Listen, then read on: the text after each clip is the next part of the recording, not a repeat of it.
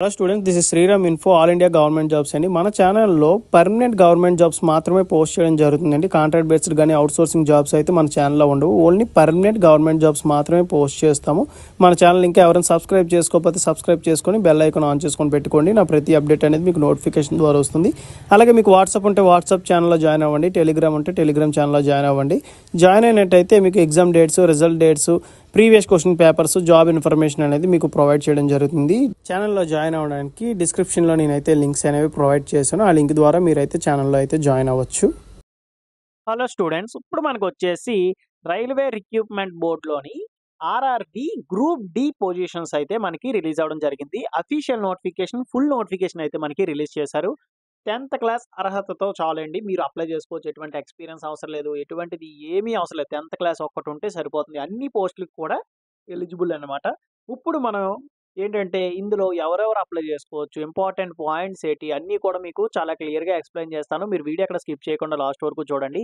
ఏ మాత్రం చిన్న డౌట్స్ ఉన్నా కింద కామెంట్ బాక్స్లో కామెంట్ చేయండి. మీకు ఖచ్చితంగా నేను రిప్లై ఇస్తాను. లేదు అనుకుంటే కాల్ మీ ఫర్ యాప్ నుంచి ఎలా ఫోన్ చేయాలి ఏంటి అని కూడా మీకు వీడియో చేసి పెట్టాను. దాని నుంచి కాల్ చేసినా సరే మీ డౌట్స్ అనేవి నేనైతే క్లారిఫై అయితే చేస్తాను. ఇప్పుడు మనం నోటిఫికేషన్ ఇంపార్టెంట్ పాయింట్స్ అనేవి ఏంటుండే అన్నీ కూడా ఎక్స్ప్లెయిన్ చేసుకుందాము. ఇది వచ్చేసి మనకి official notification government of India ministry of railways కింద వర్క్ చేస్తున్న ఆర్ఆర్బి గ్రూప్ డి నోటిఫికేషన్ అయితే మనకి వచ్చేసిందండి. ఇది వచ్చేసి 7th సిపిసి ఇస్తున్నారన్నమాట. పే మ్యాట్రిక్స్ అంటే శాలరీస్ అవి మీకు చూపిస్తాను ఫర్దర్గా. ఇంపార్టెంట్ డేట్స్ మనం చూసుకున్నట్టయితే ఆన్లైన్ అప్లికేషన్ ఎప్పుడు స్టార్ట్ అవుతుందంటే మనకి 23rd January 2025 అయితే మనకి స్టార్ట్ అవుతుంది. క్లోజింగ్ డేట్ చూసుకున్నట్టయితే 22nd February 2025 అయితే ఎండ్ అవుతుంది. ఈ డేట్స్ లోపు మీరు ఆన్లైన్లో అప్లై చేసుకోవాల్సి ఉంటుంది. అప్లికేషన్ ఫీజు కూడా డేట్స్ చూసుకున్నట్టయితే 23rd February నుంచి 24th February వరకు మీకు అయితే టైం ఉంటుంది. ఈ టైంలో మీరు అప్లికేషన్ ఫీజు అయితే మీరు పే చేయొచ్చు అన్నమాట. నెక్స్ట్ మోడిఫికేషన్ అండి, ఏమైనా కరెక్షన్స్ ఏవైనా ఉన్నాయంటే ఈ డేట్స్ వరకు మీరు రావద్దు. ఏదైనా మీరు అప్లై చేస్తున్నప్పుడే చాలా జాగ్రత్తగా పెట్టండి. ఏదైనా బై మిస్టేక్లో ఏదైనా చిన్న తప్పు వస్తే అప్పుడు మీరు 25th February నుంచి 6th మార్చ్ వరకు మీకైతే టైం ఉంటుంది. ఈ టైంలో మీరేంటంటే ఈ మోడిఫికేషన్స్ అనేవి ఏవైనా చేసుకోవచ్చు. బట్ ఏదైతే అకౌంట్ క్రియేట్ చేస్తున్నప్పుడు మీరు ఇస్తున్న ఏదైతే డేటా ఉంటదో అది మాత్రం మీరు మోడిఫై చేయడానికి ఉండదు. మొబైల్ నెంబర్, ఈమెయిల్ ఐడీ గానీ, లేదంటే మీ నేమ్ గానీ ఇలాంటివి మీరు మోడిఫై చేయడానికైతే అవ్వదు. ఓకేనా? అందుకే మీరు అకౌంట్ క్రియేట్ చేస్తున్నప్పుడు చాలా జాగ్రత్తగా మీరు చూసుకోండి. నెక్స్ట్ వచ్చేసి సీబీటీ టెస్ట్ రిజల్ట్స్ అన్నీ కూడా అఫీషియల్ వెబ్సైట్‌లో ఏవైతే అప్‌లోడ్ చేస్తున్నారో అవి మాత్రమే మీరు నమ్మాలి. ఓకేనా? వాట్సాప్ గ్రూపుల్లోని అలాంటివి వచ్చేవి ఏవి మీరు నమ్మొద్దు. ఓన్లీ అఫీషియల్ వెబ్సైట్ నుండి వచ్చేది మాత్రం మీరు నమ్మాలి. అండ్ పీఈటీ టెస్ట్ అనేవి ఉంటాయన్నమాట. ఫిజికల్ ఎఫిషియన్సీ టెస్ట్ ఉంటుంది, డాక్యుమెంట్ వెరిఫికేషన్ ఉంటుంది, మెడికల్ ఎగ్జామినేషన్. ఓకేనా? మనకి సీబీటీ టెస్ట్ తర్వాత మనకి ఈ టెస్ట్‌లు అయితే ఉంటాయి. అవి ఫర్దర్‌గా మీకు సెలక్షన్ ప్రాసెస్‌లోకి వెళ్ళాక చాలా క్లియర్‌గా వస్తుంది. సాలరీ చూసుకున్నట్టయితే 18,000 అండి. ఇనీషియల్‌గా మీకిచ్చే బేసిక్ సాలరీ 18,000 ఇస్తున్నారు. గ్రాస్ సాలరీ మీకేంటంటే 30,000 వరకు వస్తుంది బై హ్యాండ్. ఓకేనా? పర్ మంత్ మీకు నెలకి 30,000 వరకు జీతం వస్తుంది. అలాగే ఏజ్ లిమిట్ విషయానికి వచ్చినట్టయితే 18 ఇయర్స్ నుంచి 36 ఇయర్స్ ఉన్న వాళ్ళ వరకు ఎవరైనా సరే దీనికి అప్లై చేసుకోవచ్చు. ఏజ్ రిలాక్సేషన్ ఉంటుంది. యాస్ పర్ గవర్నమెంట్ రూల్ ప్రకారంగా ఏజ్ రిలాక్సేషన్ అయితే ఉంటుంది. అలాగే టోటల్ వేకెన్సీస్ చూసుకున్నట్టయితే 32,438 పోస్టులు అయితే ఇచ్చారు. జోన్ వైస్‌గా, కేటగిరీ వైస్‌గా కూడా మనకి పోస్టులు అనేవి డివైడ్ చేశారు. అది మనకి ఫర్దర్‌గా మీకు చూపిస్తాను నోటిఫికేషన్‌లో. ఇంపార్టెంట్ ఇన్‌స్ట్రక్షన్స్ చూసుకున్నట్టయితే మనం అప్లై చేస్తున్నప్పుడు అన్ని ఇన్‌స్ట్రక్షన్స్ అన్నీ కూడా చాలా జాగ్రత్తగా చదవాలి. మెడికల్ ఫిట్‌నెస్ అని ఉంటుంది. ఏజ్ లిమిట్ క్రూషియల్ డేట్ వచ్చేసి 1st January 2025 అనేది మనకి క్రూషియల్ డేట్ అండి. ఈ డేట్ లోపు మీకు ఏజ్ లిమిట్ అనేది కంప్లీట్ అయ్యి ఉండాలి. నెక్స్ట్ వచ్చేసి అకౌంట్ క్రియేట్ చేయలేకపోతే ఎవరైనా ఏమైనా ప్రాబ్లమ్ ఉంటే అకౌంట్ క్రియేట్ చేయడానికి నన్ను కాంటాక్ట్ చేయండి. కాల్ మీ ఫోర్ యాప్ నుంచి కాల్ చేసినట్టయితే మీ అకౌంట్ అనేది నేనే క్రియేట్ చేస్తాను. Valid email ID and mobile number ఇవ్వాల్సి ఉంటుందండి. హెల్ప్‌లైన్ నంబర్స్ ఉంటుంది. వీళ్ళకి మీరు కాల్ చేసి కనుక్కోండి. మీకు ఏ డౌట్స్ ఉన్నా సరే ఈ టైమింగ్స్‌లో 10 AM నుంచి 5 PM వరకు ఈ నంబర్స్ కాల్ చేస్తే ఖచ్చితంగా లిఫ్ట్ చేస్తారు. మీ డౌట్స్ అనేవి అన్నీ కూడా క్లారిఫై అయితే చేస్తారు. టెక్నికల్ డిపార్ట్మెంట్ ఉంటుంది. జనరల్ ఎంక్వైరీ డిపార్ట్మెంట్ కూడా ఉంటుందండి. ఓకేనా? నెక్స్ట్ వచ్చేసి నెగెటివ్ మార్కింగ్ ఉంటుంది ప్రతి ఒక్క దానికి. 1/3 అంటే 3 తప్పు పెట్టినట్టయితే 3 క్వెషన్‌లు తప్పు పెట్టినట్టయితే ఒక మార్క్ అయితే పోతుంది. ఓకేనా? అది మీరు చాలా జాగ్రత్తగా చూసుకోవాలి. జనరల్ ఇన్‌స్ట్రక్షన్స్‌లో మనకి మేజర్‌గా ఉండేవేంటంటే మీ నేము, ఫాదర్ నేము అండ్ నెక్స్ట్ ఏదైతే మీ 10th క్లాస్ మార్క్ లిస్ట్ మీద డీటెయిల్స్ ఉన్నాయో డేట్ ఆఫ్ బర్త్ అన్నీ కూడా మీ మార్క్ లిస్ట్‌తో మ్యాచ్ అవ్వాలి. ఎటువంటి తప్పుడువి, రాంగ్ ఇన్ఫర్మేషన్ అయితే ఇవ్వద్దు. ఎనీ స్టేజ్ ఆఫ్ అప్లికేషన్ మీది రిజెక్ట్ అయ్యే ఛాన్స్ ఉంది. పోస్టింగ్ వచ్చేసి మీరు ఏదైతే జోన్ సెలెక్ట్ చేసుకుంటారో ఆ జోన్‌లోనే వస్తుంది. తర్వాత 5 to 10 ఇయర్స్ సర్వీస్ మధ్యలో మీరు ఎప్పుడైనా సరే ట్రాన్స్‌ఫర్ అయితే చేసుకోవచ్చు. ఇప్పుడు మీరు ముంబైలో వర్క్ చేస్తున్నారు. సికింద్రాబాద్ జోన్‌కి ట్రాన్స్‌ఫర్ చేసుకోవాలంటే చేసుకోవచ్చు. ఆఫ్టర్ 5-10 ఇయర్స్ ఓకేనా అది. నెక్స్ట్ మీరు ఒకవేళ ఎగ్జామ్ సెంటర్ వైజాగ్ నుంచి మీరు అప్లై చేస్తున్నారన్నమాట. విశాఖపట్నం నుంచి. ఎగ్జామ్ సెంటర్ విజయవాడ గాని, హైదరాబాద్ గాని వచ్చినట్టయితే those who are belongs to SC, ST క్యాండిడేట్స్‌కొచ్చేసి free sleeper class railway fare అయితే ఇవ్వడం జరుగుతుంది. మీరు అక్కడికెళ్లి ఫ్రీగా ఎగ్జామ్ అయితే రాయొచ్చు. ఓకేనా. మీకు ఎటువంటి ట్రైన్ చార్జెస్ అనేవి ఏమి ఉండదు. నేషనాలిటీ చూసుకున్నట్టయితే all Indian citizens are eligible అండి. ఏజ్ లిమిట్ మీకు ఆల్రెడీ చెప్పాను కదా! ఏదైతే మనకి 18 ఇయర్స్ నుంచి 36 ఇయర్స్ వరకు ఇచ్చారో వాళ్ళు ఎవరైనా అప్లై చేసుకోవచ్చు. And age relaxation as per government rule వచ్చేసి ఓబీసీ వాళ్ళకి 3 ఇయర్స్, ఎస్సీ, ఎస్టీ క్యాండిడేట్స్‌కి వచ్చేసి 5 ఇయర్స్, ఎక్స్ సర్వీస్ మ్యాన్‌కి వచ్చేసి మనకి 3 ఇయర్స్ అని చెప్పేసి ఓబీసీ వాళ్ళుంటే 6 ఇయర్స్ ఎక్స్ సర్వీస్ మ్యాన్‌కి. అలాగే SC, ST candidates ex service man's ఉంటే వాళ్ళకి 8 ఇయర్స్ అనేది ఏజ్ రిలాక్సేషన్ ఉంటుంది. అలాగే పీడబ్ల్యూడీ క్యాండిడేట్స్ కూడా ఉంటుందండి ఏజ్ రిలాక్సేషన్ 10 ఇయర్స్ అయితే పీడబ్ల్యూడీ క్యాండిడేట్స్‌కి ఏజ్ రిలాక్సేషన్ అయితే ఇచ్చారు. ఇవన్నీ కూడా యాస్ పర్ గవర్నమెంట్ రూల్ ప్రకారంగా ఇచ్చే ఏజ్ రిలాక్సేషన్ అన్నమాట. అండ్ నెక్స్ట్ ఇంపార్టెంట్ పాయింట్స్ ఏంటంటే ఎడ్యుకేషన్ క్వాలిఫికేషన్ అన్నీ కూడా 10తేనండి. 10th ఒక్కటుంటే సరిపోతుంది. 10th, ఐటీఐ ఎవరైనా సరే దీనికి అప్లై చేసుకోవచ్చు. అండ్ నెక్స్ట్ వచ్చేసి ఇక్కడ మనకి చాలా క్లియర్‌గా ఏమిచ్చారంటే 22 ఫిబ్రవరి 2025 లోపు మీ రిజల్ట్ అనేది డిక్లేర్ అవ్వాలి. మీ రిజల్ట్ పాస్ అని చెప్పి మీకు వస్తేనే మీరు అప్లై చేయడానికి అవుతుంది. And those who are waiting result for the final examination. మీరు ఫైనల్ ఎగ్జామినేషన్ రాసారు. రిజల్ట్ కోసం ఎదురు చూస్తున్న వాళ్ళు అయితే ఈ డేట్‌లోపు రిజల్ట్ రాకపోతే మీరు నాట్ ఎలిజిబుల్. మీరు అప్లై చేయకూడదు అని చెప్పేసి మనకిక్కడ చాలా క్లియర్‌గా ఇచ్చారు. And diploma degree in engineering అని చెప్పేసి ఇక్కడ ఇవ్వడం జరిగింది కదా! డిప్లొమా డిగ్రీ చేసిన వాళ్ళు అప్లై చేసుకోవచ్చు. బట్ మీరు 10థ్‌తోనే అప్లై చేయాలి. నేను డిప్లొమాతో అప్లై చేస్తాను, డిగ్రీతో అప్లై చేస్తాను, నేను ఇంజినీరింగ్ చేశాను కదా! ఆ డీటెయిల్స్‌తో నేను అప్లై చేస్తానంటే అవ్వదు. మీరు ఏదైనా సరే 10థ్‌తోనే మీరు అప్లై చేయాలి. హైయర్ ఎడ్యుకేషన్ క్వాలిఫికేషన్‌తో అప్లై చేయడానికి అవ్వదు. నెక్స్ట్ ఎగ్జామినేషన్ ఫీజ్ విషయానికి వచ్చినట్టయితే ఫర్ ఆల్ క్యాండిడేట్స్ ఎక్సెప్ట్ ఇక్కడ మనకి ఏదైతే ఇచ్చారో PWD, female, transgender, ex service man, అలాగే SC, ST and minority communities and EWS వాళ్ళు, ఈబీసీ ఓకే. వీళ్ళందరికీ కూడా ఈళ్ళకి తప్పించి రిమైనింగ్ అందరికీ కూడా రూ. 500 అనేది అప్లికేషన్ ఫీజ్ అండి. రూ. 400 అనేది మీకు రీఫండ్ అయితే అవుతుంది. ఎప్పుడు మీరు ఎగ్జామ్ అటెండ్ అయ్యి సీబీటీ టెస్ట్ రాసినట్టయితే మీకు రూ. 500లో రూ. 400 అనేది రిటర్న్ అయిపోతుంది.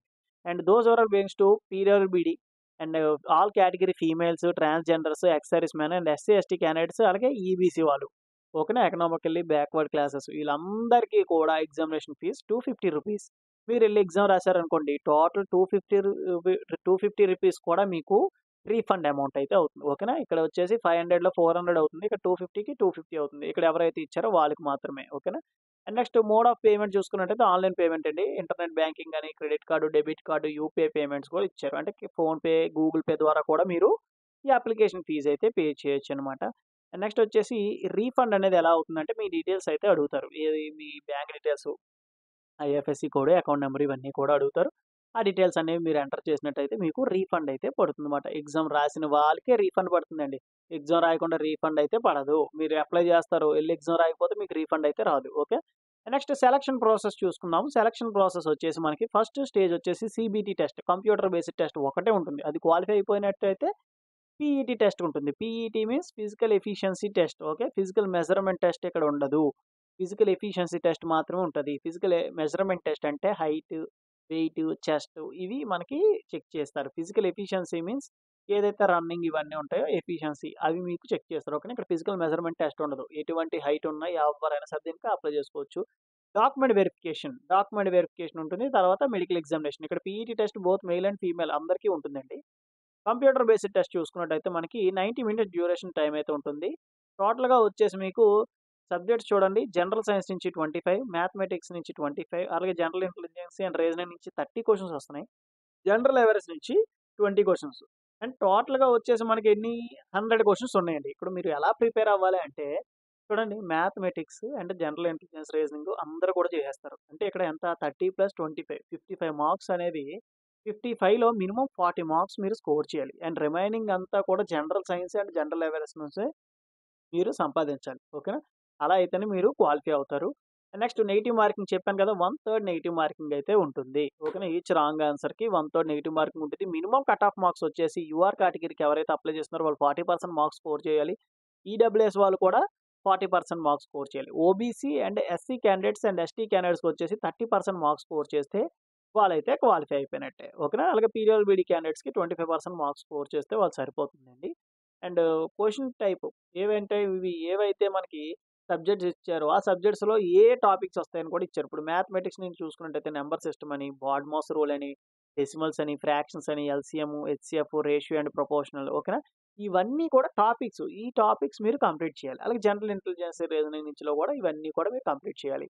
జనరల్ సైన్స్ చూసుకున్నట్టయితే 10థ్ స్టాండర్డ్‌లోనే మీకు అడుగుతారు. ఓకేనా? 10థ్ స్టాండర్డ్ బేస్డ్ మీద మీకు ఈ జనరల్ సైన్స్ క్వెషన్స్ వస్తాయి. అలాగే జనరల్ అవేర్‌నెస్ చూసుకున్నట్టయితే మనకేంటంటే ఇక్కడ సైన్స్ అండ్ టెక్నాలజీ ఇవన్నీ కూడా మీకు ఇంపార్టెంట్ టాపిక్స్ అయితే ఉంటాయి జనరల్ అవేర్‌నెస్‌లో. వాటిల నుంచి వస్తాయన్నమాట. కరెంట్ అఫైర్స్ ఇవన్నీ కూడా వస్తాయి.